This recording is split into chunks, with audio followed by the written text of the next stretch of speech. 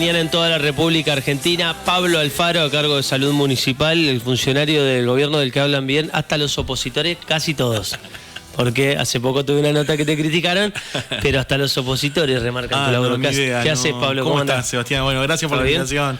Bien, acá. ¿Sentís eso un poco, digamos, naturalmente el reconocimiento del oficialismo, pero también de los opositores? Sí, no, la verdad que me llevo bien, nos escuchamos, trabajamos juntos en salud. Creo que nuestra área, el área de salud principalmente, la realidad es que, bueno, yo jugaba al rugby y siempre sentí que el trabajo en equipo, en todos los deportes, ¿no? El otro día me hablaron, el nuevo presidente de Central viene del palo del rugby. Y me decían eso, ¿no? Porque el del rugby tiene, Agustín Barrera, exactamente. Me dijeron, el del rugby tiene como una mirada más.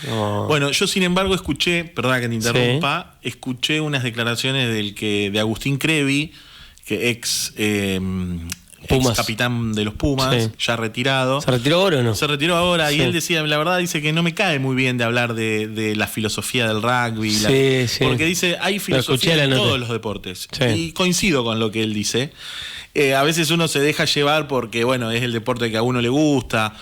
Le decía, no me gusta quedar como en un lugar de como creernos superiores a los otros. Sí, exacto. Yo, sinceramente, siempre fui gordito. Y por gordito en el fútbol iba al arco, por gordito iba a la defensa, ¿viste? Siempre quedaba en algunos lugares, en el fútbol, por ejemplo. Y en el rugby pasaba a ser como el que tenía más participación. Claro. Todos corrían atrás mío porque yo era el que llevaba el ritmo de trote, o los gorditos llevábamos el ritmo de trote. Esos son vagos, Pablo. Te dejan correr hoy, correr. No, Pablo marca el ritmo. Me sentí cómodo en el rugby, ¿vos sabés? Está bien. ¿Te sentiste bien ahí? Me sentí bien ahí y nada, veía lo que se ve mucho en el deporte de equipo siempre. Trabajar en equipo para hacer el gol. Creo que el Mundial de Fútbol también nos enseñó eso, la importancia del trabajo en equipo. Entonces, no tenemos tiempo para estar, para adentrarnos en me dijo una vez un dirigente político, mirá que te vas a caer igual en las arenas movedizas de la política. El barro de la política te ha salpicado en algún momento, ¿no? Porque él da la sensación de que vos siempre preferís esquivarle por ahí a la cuestión política. Sí, trato de... No porque sea una mala palabra o porque sea mala la política en sí, al contrario, sino que en realidad trato de no generar un Boca River en ese sentido, porque somos, viste, los argentinos somos muy pasionales, y trato porque siento que la salud es precisamente es un solo equipo, es la selección nacional y tenemos que ganar el partido. Bueno, de hecho, vos me lo has contado en otra entrevista, sos alguien con ideas comunistas trabajando en un gobierno más cercano al gobierno nacional, que es un gobierno más de derecha. Yo la verdad que personalmente por ahí no coincido mucho con las políticas del Ministerio de Salud de la Nación. Eso me pasa a mí personalmente. Estando con la gestión y con esta actual gestión y laburando con Mauricio, con Palito y todo el equipo, me siento muy cómodo. Bueno, habla bien de vos y de Davico, de los dos. Sí. Y la verdad que Palito me escucha, me atiende el teléfono, yo le explico las cosas y él me dice, Pablo, avanzá por ahí, seguí con eso. Y la verdad que seguimos trabajando, entendiendo que la salud pública es el bastión en materia de salud. Esto hace poco que estaba el doctor Britos. Yo conozco toda la familia de Martín, y a Martín lo invito cuando quiera a hablar de salud, no hay ningún problema. Entiendo que tal vez es un poco más ahí desde la arenga política o estas cosas que... Pero lejos de entrar en conflictos... De ese barro del que hablábamos. Sí, de ese barro. Lejos de entrar en conflicto, al contrario, le mando un saludo a Martín. Pero hay Islas Malvinas 1161 y es más, hace un tiempo hablábamos de dengue con Emiliano Zapata. Con Emiliano tenés buena relación, ¿no? Sí, a pesar de que nos conocimos en un momento, digamos, nos conocimos con una discusión. Pero después sí, la verdad tengo buena relación con todos, no tengo un conflicto. Tal vez hay algo que sí, que pasó, que pasa, que yo lo hubiese hecho diferente, sí. Pero no pongo el acento en eso, creo que la comunidad misma o toda nuestra ciudad no necesita eso. Nuestra ciudad necesita resolver los problemas de salud, avanzar en la problemática que tenemos de salud, que son múltiples y muchísimas, y no quedarnos en el barro empantanados con cuestiones políticas. Ahora, vos me decías recién que no comulgo con las ideas del gobierno nacional. El intendente sí, a tal punto que en estos últimos días, en medio del escándalo por los audios de las presuntas coimas, en lo que muestra, yo creo que es un gesto valorable de él, en un momento en el que lo más cómodo es no decir nada, él hizo un posteo y respaldó la gestión de Milei, pero vos decís, eso es hacia arriba. Después sacarlo municipal, vos decís, banca tu mirada de la cosa, que es muy distinta a la que tiene Nación. Sí. Totalmente. De hecho, a ver, cuando empezamos, muchos profesionales de la salud tenían honorarios muy bajos y hablé con Mauricio y le digo, mirá, Palito, acá a esto hay que acomodar ya, porque no podemos seguir trabajando así. Un colega profesional, médico, pediatra, o clínico, en diciembre del 2023 tenía un valor hora de 1.700, 1.750 pesos. En ese momento, bueno, la pregunta fue, bueno, ¿cómo equiparamos esto? ¿Cómo mejoramos esto? Bueno, a ver, veamos cuánto vale la hora de guardia en el hospital, porque es muy difícil trabajar con el sistema privado y equiparar el público con el privado. Y la idea fue equipararlo con el valor de hora guardia del hospital. Ningún problema. Así que de buenas a primeras ahí se logró reacondicionar el salario de los profesionales a lo que valía la hora de la guardia en el hospital, que son cosas diferentes. La guardia es un sistema de emergencias, bien, que de hecho está tabulado así, y nosotros en el primer nivel somos un centro de salud. Es decir, la complejidad que nosotros tenemos en un sistema es completamente nada diferente. Que ver, claro. Nada que ver. Y los pediatras están en la emergencia, digo. Nosotros vemos control de niños sano, enseñamos cómo cepillarse los dientes a los chicos, a los adultos, a las personas, etcétera. En la guardia viene, no sé, un paro cardiorrespiratorio, un politrauma. O sea, ahora, vos me decís, yo no comulgo con las ideas que tiene el Ministerio de... por lo que te conozco, no comulgás con las ideas en general del Gobierno Nacional. ¿En qué te afectan a vos como titular de salud? No, bueno, un poco por ahí. La realidad es que desde el Ministerio de Salud de la Nación nos acompañan con algunos programas. El resto ha quedado un poco en el camino. A mí me parece que hay discusiones en materia de salud que se tienen que dar, discusiones profundas. A tal punto de que considero de que la salud debe de ser principalmente manejada por el Estado Nacional. Los honorarios, los costos de salud, las inversiones en salud son muy altas para que los afronten provincias y municipios. Me parece que tiene que haber una salud más... Hoy los derechos en salud están subrogados a las provincias. A mí me parece que, digamos, se tienen que dar discusiones muy de fondo en materia de salud pública. Tenemos que definir los sistemas. No puede ser de que haya personas que tengan 2 o 3 obras sociales y prepaga. Uno tiene hay personas que tienen una prepaga más la obra social del trabajo. Hay médicos, a mí en un momento me pasó que llegué a tener 3 obras sociales. Oser, ex Iosper, porque trabajaba acá en Entre Ríos. Trabajaba en el gobierno de la ciudad de Buenos Aires y de ahí me daban de una empresa de salud del hospital privado en donde trabajaba en ese momento. Y trabajaba en la provincia de Buenos Aires, así que tenía IOMA. Entonces tenía una prepaga más 2 obras sociales, aportando en las 3. Eso es una locura. Entonces, me parece que esas son discusiones de fondo que se tienen que dar. Nosotros con todo lo que es el Programa Nacional de Salud Sexual y Reproductiva, me parece que el Gobierno Nacional tiene que poner un poquito más de lo suyo. Ahora vos ves, ponele lo que pasa, hay un caso muy emblemático en la gestión Milei.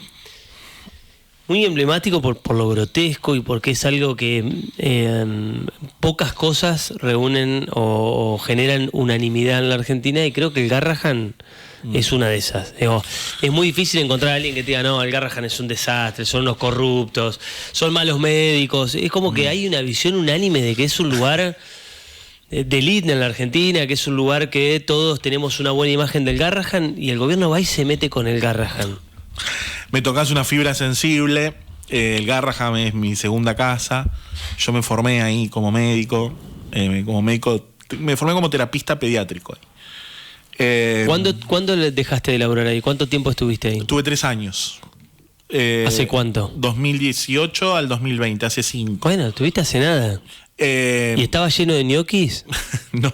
Te lo pregunto con total honestidad, ¿eh? No estaba. No, porque el gobierno plantea la imagen de viste que abrís una puerta y sale un tipo que está al pedo en el Garrahan, o directamente no va. No, mirá, tengo 1001 anécdotas para contarte de pacientes que atendimos en Garrahan. Garrahan es un hospital de formación de primer nivel en nuestro país y en Latinoamérica.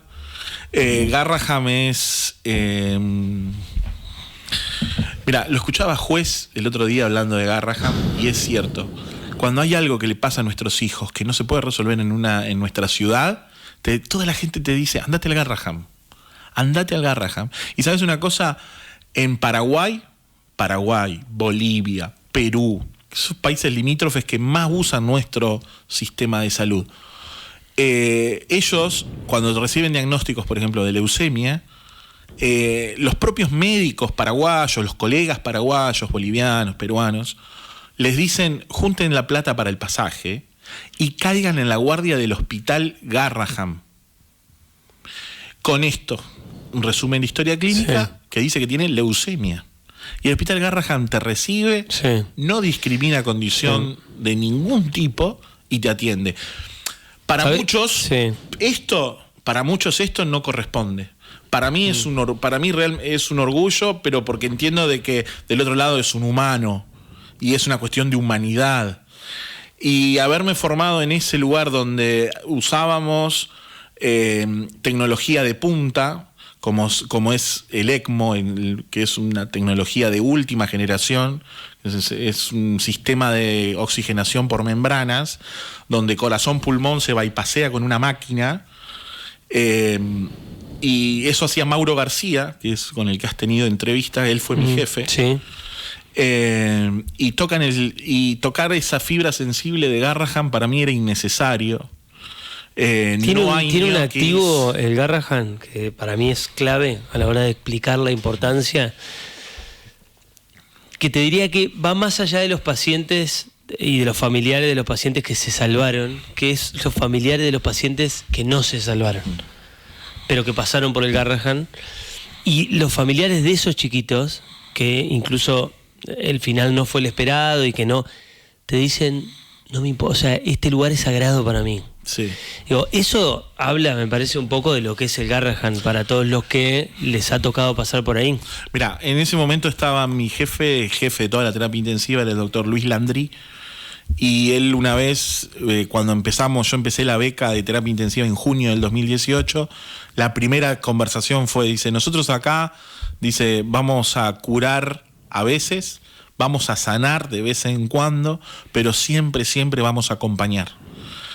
Y así era. Familiares de pacientes que habían fallecido, los niños, los pacientes, los becarios de terapia, los propios jefes, acompañaban a los familiares en ese trance difícil, ¿no? que implica la muerte de un hijo. Y nos enseñaban esto, ¿no? Hasta lo más básico de lo humano, ¿no? La verdad que es un lugar al cual extraño, agradezco. Gran parte de lo que hoy uno es como profesional, como médico, se lo debo a ellos. Por supuesto, a mi formación como pediatra en lo que fue CEMIC. Y creo que terminé de cerrar todo toda mi faceta académica Ahí. Con Garraham, sí. ¿Y le encontrás vos decís, me toca una fibra íntima, me moviliza, ¿le encontrás explicación? Pues digo, para mí es injustificable lo de los jubilados, pero estás hablando de un volumen de guita que para el gobierno no le importa nada y quiere que los números le cierren, y si tiene que quedar gente afuera, queda afuera. Ahora, en el caso del Garraham estamos hablando de 2 mangos. ¿Le encontrás explicación? No, la verdad que no le encuentro explicación de por qué el ministro se adentró con esto de Garraham. Recuerdo que nosotros tuvimos una reunión con el doctor Lugones, y una de las cosas que sí que pasaban era que, por ejemplo, él nos contaba que el servicio de limpieza y higiene que tiene el hospital consumía gran parte del presupuesto del hospital y cobraban más que los médicos. No sé qué me habrá querido decir con esto. Creo de que tiene que ver con una defensa hacia el colega profesional o al departamento de asistencia médica, y cuando hablo de esto hablo de enfermeros, médicos, kinesiólogos, pero no sé cuál. Eso fue lo único que él me recuerdo que me dijo de Garraham en ese momento. ¿Cuándo lo viste? En diciembre del año pasado. ¿En qué contexto? No, en contexto de un poco por supuesto, de conocernos, saludarnos y entender un poco cuál es el programa a nivel nacional con respecto a los programas de salud que están, digamos, definidos por ley. ¿Y lo entendiste al programa? No, hablamos, el principal en ese momento, que hasta el día de hoy nos preocupa, es el programa de salud sexual y reproductiva. Él dijo que ese programa va a continuar, que nos va a seguir asistiendo y va a seguir trabajándolo a nivel nacional. La realidad es que sí, que sucede, pasa. Tal vez habría que mejorar el aumento de esos recursos, ¿no? Es decir, que, por ejemplo, nosotros usamos muchos varillas de implantes subdérmicos de anticonceptivos. Habría que incrementar un poco más esos recursos, lo mismo que los preservativos. Me parece que hay que trabajar más en eso, más en campañas propias de vacunación. Hoy tenemos una crisis de sarampión en Cava, que bueno, ya no se habla mucho, pero está. Uh-huh. Me parece que necesitamos un poco más de presencia, me animo a decir. Me parece que eso sí. Hoy haces, como titular de salud, ¿haces lo que querés o haces lo que podés? Muy buena pregunta. Hago lo que quiero. Me encantaría. Por momentos tengo un límite, por supuesto. Sí. No puedo hacer todo lo que quiero. Pero tenés más, o sea, más allá de que obviamente que siempre se puede un poco más, digamos, siempre te gustaría un poco más. ¿Estás conforme, digamos? Estoy conforme, sí. Sí, necesitábamos comprar preservativos para una campaña de programa de salud sexual. Lo tuvimos, ahora hay 100.000 preservativos, ahora vienen 288.000 más. Las licitaciones públicas que hacemos desde los centros de salud o desde la subsecretaría, se compra lo que se pide. No es que viene Palito o viene el secretario de Hacienda y me dice esto no. Al contrario, ¿no? Digamos, pero vos lo que remarcás es tenés el acompañamiento del intendente. Sí. Y en el caso de provincia. Pleno, sí. Es más, Palito nos acompaña inclusive en lo presupuestario.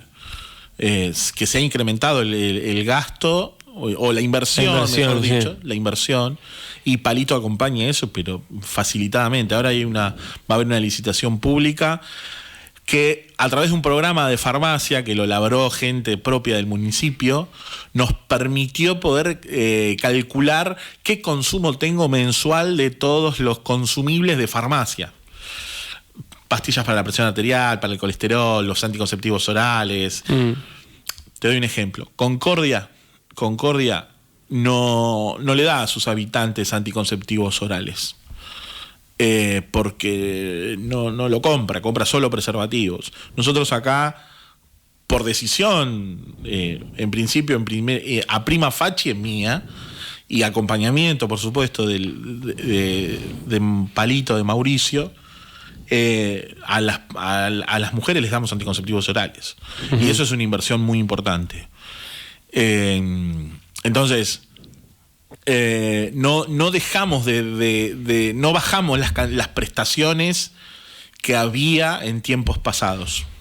Al contrario, las mantuvimos. Eso te lo preguntaba la mejoramos. última vez, porque ustedes ahí en el centro de salud tienen una imagen de cómo está la calle. Y uno ve mayor necesidad. ¿Ustedes lo ven a eso en el centro de salud? ¿Ves gente que por ahí antes, si hay algo que no ha parado de subir, el gobierno ha logrado desacelerar la inflación? Eso es evidente. Hay un montón de cosas en las que los precios han dejado de subir. Ahora, el tema de la prepaga es algo que se vuelve imparable y mucha gente también es impagable. ¿Ves gente que por ahí antes no necesitaba de ir al centro de salud o de ir al hospital y hoy sí? Mira, yo lo que sí hemos visto, lo que estoy viendo es que, mira, desde el año 2023 al 2024, comparativamente, las atenciones se incrementaron un 68% en los centros de salud. La cantidad de atenciones. La cantidad de atenciones. Se incrementaron un 68%. Del primer semestre del 2024 al primer semestre del 2025, comparativamente, solo se incrementó un 13%. Con esto, un poco lo que trato de... la conclusión que me está dando, que me da, o que puedo tener, más que conclusión, diría una hipótesis, es que estamos llegando como a un valor límite. Es decir, no se va a acrecentar mucho más la demanda. Y esto pueden ser por 2 o 3 cosas. En primera instancia, porque, digamos, ya llegamos a un valor donde la propia comunidad, tenemos siempre nuestros mismos pacientes, sí, o nuestras mismas consultas. Lo otro es que se ha mejorado los ingresos, o que hay una mejora sustancial en la actividad de las obras sociales, entonces hay una relación con el privado positiva, entonces eso se sigue manteniendo y no sigue como pasándose más personal al sistema público. Bien. Y la realidad es que a mí, así a primer pensamiento, lo que la hipótesis que planteo es esta: es que ya la comunidad ha llegado al límite. Es decir, nosotros tenemos 120.000 habitantes. En el primer semestre del 2025 tuvimos 315.000 atenciones. Me parece de que ya estamos al ¿Podés borde. saber cuánta gente es la que fue? Mira, la verdad es que el sistema no me lo permite. No puedo ver cuántas personas fueron a los centros de salud. Tengo acceso a las atenciones. Esto es algo propio del sistema, de que no me permite ese filtro.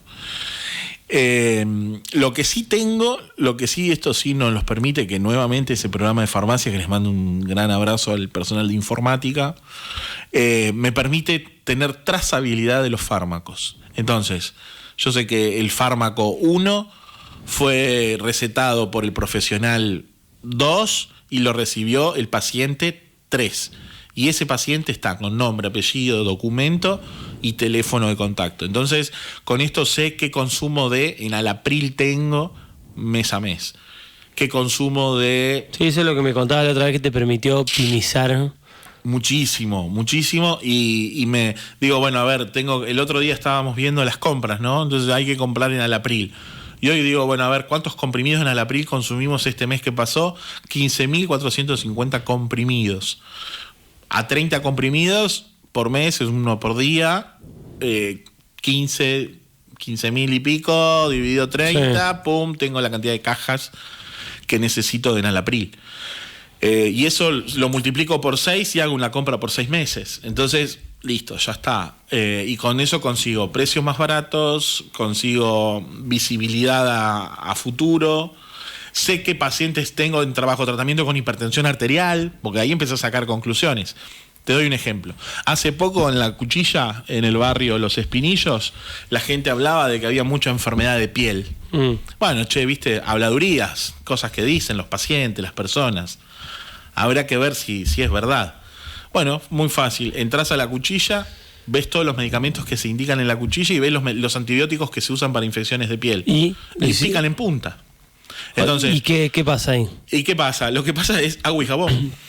En las infecciones en piel, principalmente, tiene que ver por una baja higiene corporal.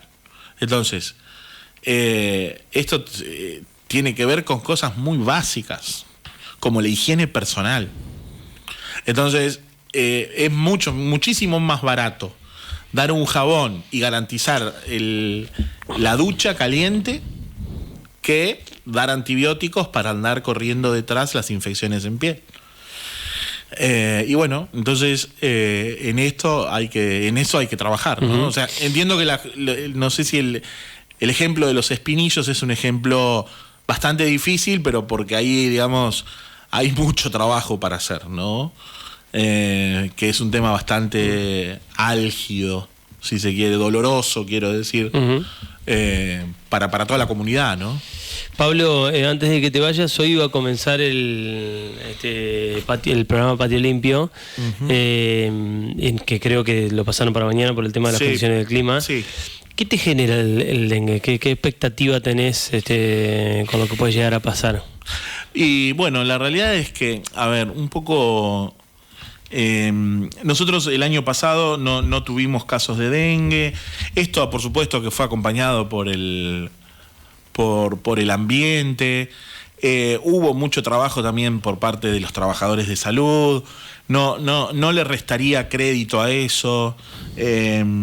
Por supuesto de que, digamos, el gran hacedor de que no hubo dengue fue el sol, ¿no? Porque fue un verano muy seco. Bueno, ahora anuncian de vuelta un verano. El otro día nos decía, no me acuerdo con quién hablamos, que nos decía que venía un verano seco y caluroso. Si eso es así, y un poco lo que nosotros también estábamos viendo, si eso es así, pronosticamos una linda respuesta. Es decir, de pocos casos de dengue. La carta está echada, digo. El otro día presentamos todas las máquinas y el personal con el que se va a trabajar. Es un trabajo muy arduo, muy de hormiga, y consideramos que ese es el trabajo que hay que hacer. El que pueda aportar mejores ideas, bienvenidas sean. No, ningún problema. Vamos a utilizar ovitrampas. Vamos a ver en qué 15 ovitrampas que van a estar colocadas en todos los barrios de la ciudad. Con eso vamos a controlar a ver dónde hay Aedes aegypti y dónde no. Esperemos que sea una buena campaña. La realidad es que tenemos nuevamente el contrato con la Universidad Nacional de Entre Ríos para la producción de repelente. Tenemos repelente. Sí, ese sofocón que pasamos en su momento, que no había repelente, que se disparó el valor. Da la sensación de que, de hecho, uno veía las góndolas atestadas de repelentes el año pasado y las ofertas, porque se quedaron con los repelentes. Repelente ahora. Sí. Porque no hay repelente por todos lados. Pero bueno, nosotros volvimos a apostar a eso porque entendemos de que abarata costos. Así que la realidad es que me parece que la población está más que informada. Hay que seguir insistiendo, seguir trabajando, buscar cuál es la mejor estrategia para informar y que las personas comprendan de cuál es la importancia de esto, del mosquito y el dengue. Pero bueno, vamos a seguir trabajando. Sí. Pablo, como siempre, muchísimas gracias por haber venido. Gracias a vos, Sebastián. Pablo Alfaro, el hombre que está a cargo de salud municipal, pasó por La Mañana de Ahora o Nunca. 4 minutos para las 11 de la mañana en todo el país. No te vayas. La actualidad. La política. El deporte. El espectáculo. Todo pasa por Ahora o Nunca.